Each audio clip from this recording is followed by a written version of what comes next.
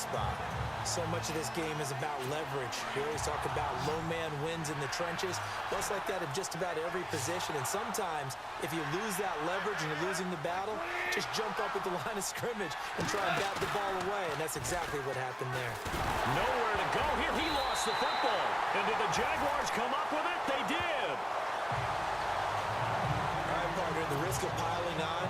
Whenever Jared Goff fumbles the football, the first thing people are going to flash back on is leading up to the draft, the size of his hands. They're right on the borderline about what teams want in the size for a quarterback. Well, you were knee-deep in all of that draft stuff when he was going through it. That was much talked about, you say? It certainly was. I didn't think it was as big a deal as people made it out to be. To me, it's much more of a concentration thing, making sure that you're aware of it, take care of the ball a little bit better. I don't care what the size of your hands are. A lot of guys could use some work on covering the football, not letting the defense get to it. Caught, right side, it's Lewis. That throw good for only a couple. It brings up third down. I think it's okay there. They didn't get a whole lot on that play, but it's nice to have a safety valve that's built like this guy. Big target, guy you can spot pretty easily. Put it on him when your other targets aren't open. Out to the flat. That's complete to his running back. And heavy contact. He is knocked down hard. It's a gain of 5, and it'll be fourth down. Whether you're playing West Coast offense or not, one of the maxims of the West Coast offense is... Oh, look at this. A flip to the kicker. He's going to try to run for it. They're not going to get it. They try to move the chains with a surprise, but it's a turnover on downs. It would have been a long field goal. The fake doesn't work out. Well, it was a long attempt to begin with, so the fake you might have known was somewhat of a possibility. Credit to the defense, though. They weren't fooled. You're right, they weren't fooled. And they were in a position of having to play it both ways. Guard for the fake, but you still want to rush the kicker because it was a makeable kick. So they ended up getting the best out of the whole thing. Stuffed the fake, and they take over the ball. Well, they're hoping that the second half is better for him than the first half. They've got to find a way to get him going. He's a big part of their offense. Gurley. And unable to get downhill there as he'll take this up to about the 37. Just a couple on the ground there. That's going to bring up third and about 6. Tough day, tough sledding right there, and it's been that way the entire game. Not a whole lot of room to ramble for him. Yeah, you're right. It's been that way all afternoon. Didn't get a whole lot better there.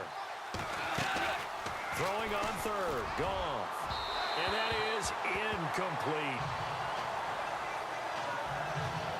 We're into the second half now, and this is an offense that continues to struggle to sustain a drive. Looks like they're just totally out of sync, whether they're running the ball, passing the ball like we saw there. I don't know. The rhythm seems off. And he deserves a bronze leg as he gets this one away.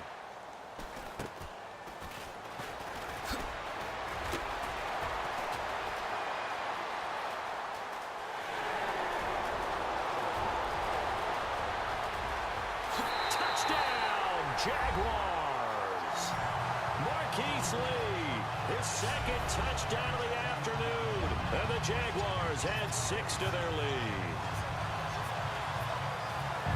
Brandon, his second punt return for a touchdown in this game.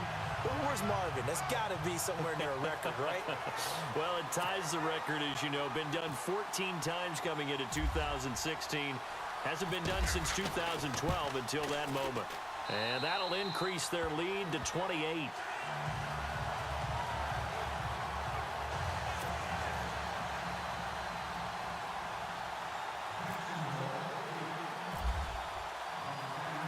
So after the punt return touchdown, let's see what their opponents can do with this kickoff. Very short kick. This will be taken by one of the up men. We all know that teams never want to use the word panic.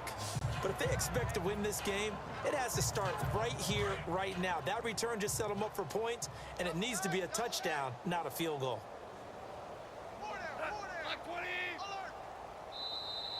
And now whistles and a flag, and I think we got to jump here.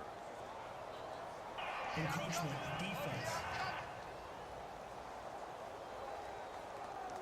So he jumped as a safety. You might know a thing or two about that from your playing days. Well, I remember creeping up near the line of scrimmage on certain blitzes or certain coverages. Never jumped off sides, though. Not once? Not once. I wish I had a few times. It would have stopped some of those plays I got toasted up on. Following the penalty, it's Gurley. And able to break one tackle, but then quickly brought down. And just a yard on the pickup there. It'll be 2nd and 4. One thing that I observed when Dante Fowler was coming out in the NFL draft, how hard he played the game. Every time I turned on a tape, he was either rushing the passer, making a play, or making a play in space against a ball downfield, or hustling from one sideline to the other. How about that play right there? Making a nice tackle, holding it to a short gain. Fair to say, hasn't been his best game throwing the football, but also not getting a lot of help out there either. Yeah, you nailed it pretty well, you know. He's got to throw it better. Got to get more help. Obviously, one that should have been caught.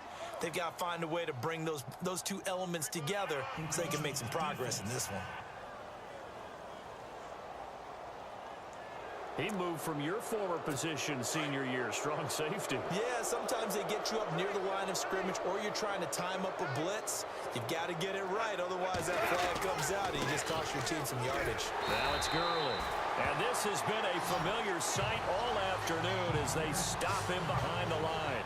It'll be a loss of a yard, and that'll bring up a 2nd and 11. Oftentimes when you're not winning at the point of attack for an offensive line, maybe they're getting out physical, spread things out a little bit, make it more of a one-on-one blocking scheme. Then you don't have to win it physically. You just have to win it by position. That may open things up for your running backs. 7 yards on the carry. Make it 3rd and 4 coming up. He had a ton of success here so far, but you get the feeling that he might be on the verge of popping one.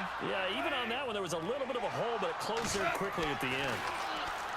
Goff now looks to throw. Oh, had his hands on it, couldn't bring it in. Pretty symptomatic of how this game's been going. And he still doesn't have a catch. We're into the second half. I think it's a little bit of a surprise to me, but that was one he should have caught. Absolutely. That was his best opportunity right there. He dropped it. And this is off target to the left. Didn't get there anyway. It's no good. And this score will stay right where it is. Well, this winds up an empty possession. Everything looked okay. He just never got the ball on target. And knowing him, he'll be disappointed with that effort. Now a play fake here on 1st down. And the Rams got it. They bring him down. Ethan Westbrooks in there to bring him down for a loss of 7. Sometimes I watch games and wonder why they use play fakes on certain passing situations, because it's not going to fool anyone. I don't know if that was the case here, but the end result was the same. No one fooled. Quarterback was hit. And they only get a yard back there. They'll be left with a 3rd down and long. You know how we get focused at end of the half and into the game situations about how much time's on the board and, you know, what you need to do? Sometimes you don't even have to worry about that. That's just smart football. You know, that kind of a lead, staying in bounds, it burns clock, even in a situation that we're not really focused on it. And he can't quite pick it. No interception so far. That probably should have been their first, but at least it's 4th down. Nortman on to kick as he sends it away. Here's Austin. Uses the spin. 35 yards that time on the punt. And the Rams will go on offense here with a 1st and 10. And the Rams now coming out on the field. Last time out, they had that long 50-plus yard field goal that they missed. And I'm sure on their sideline, they're thinking to themselves, okay, do we still want to try one if we're in that position again? And I would dare say that the answer would be yes. They're going to have a lot of confidence in their kicker. But just to be on the safe side, I'm sure they told their offensive guys, can we get a little bit closer this time? Closer. Yeah, well, you know, I'd rather get in the end zone first and foremost. But if all else fails, less of a field goal attempt for him. Back now in Jacksonville. A lot of happy faces in the crowd at this point as their guys have a big lead here to start quarter number 4.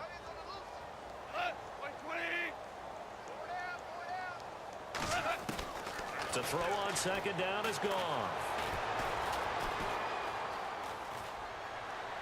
And he's just going to get rid of this thing. To no one here. He throws it away. And now it's 3rd.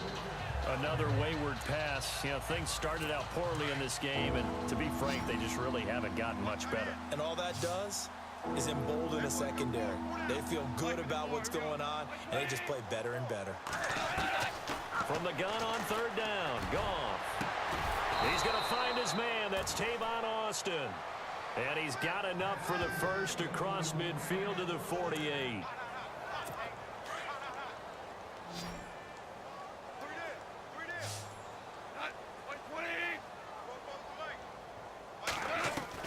Now a first down throw. Goff. Nowhere to go here. He lost the football.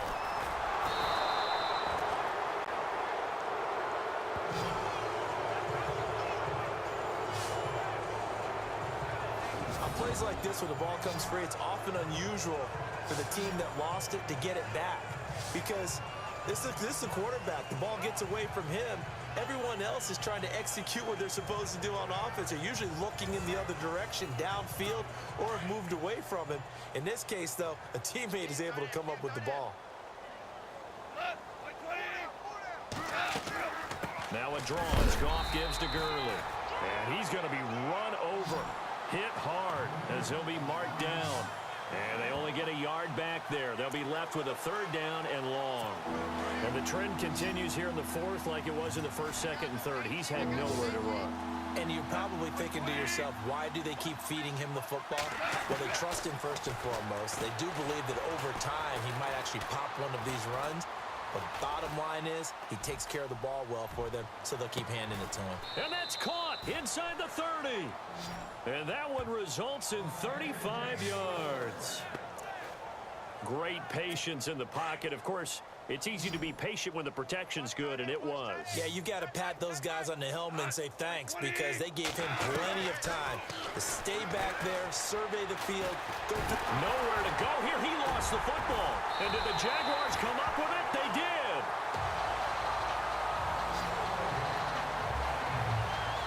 And with that kind of a deficit, you can't afford to make any kind of mistakes. But it's been pretty symptomatic of what we've seen all game with them, isn't it? Down this big in the fourth quarter. You'd say an afternoon to forget, absolutely. They'll start out on the ground. It's Leonard Fournette.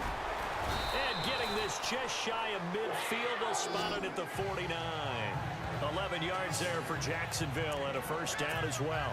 Well, Brandon, pace comes into play now because they've got the advantage. They've got the football, but they've got to be very careful about what speed they're going to play. You know, my music teacher back in New Paltz, Mrs. Bythema Bagley, used to say, don't go prestissimo when you really want to go largo. And what she meant by that is don't go too fast when you really want to go at a nice, slow, deliberate pace. I am speechless. I am without speech. Allen Robinson, the intended receiver, and that'll bring up second down. Fourth quarter, you've got the big lead. If you're coaching, Charlie, you still taking shots like that downfield? I'd be a little more concerned with running some clock and making sure you're taking care of the lead, because you keep flinging it around, you throw a couple of picks, you can put yourself in jeopardy.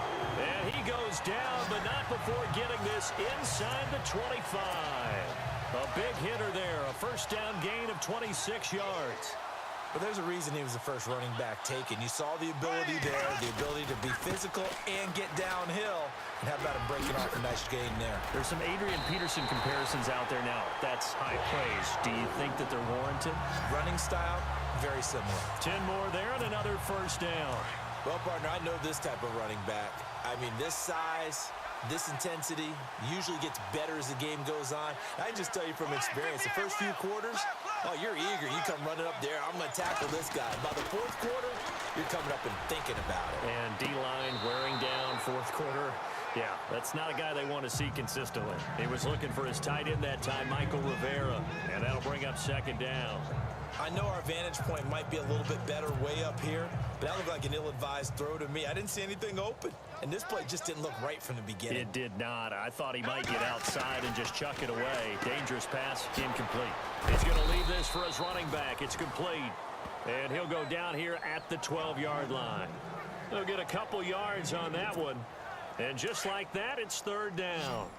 I know most of the time when the ball's in the air, you're thinking wide receiver, tight end, but running backs, they can be a big part of any passing offense nowadays. This is Yeldon on the dump off. And they are going to score again. Yet another touchdown as they just added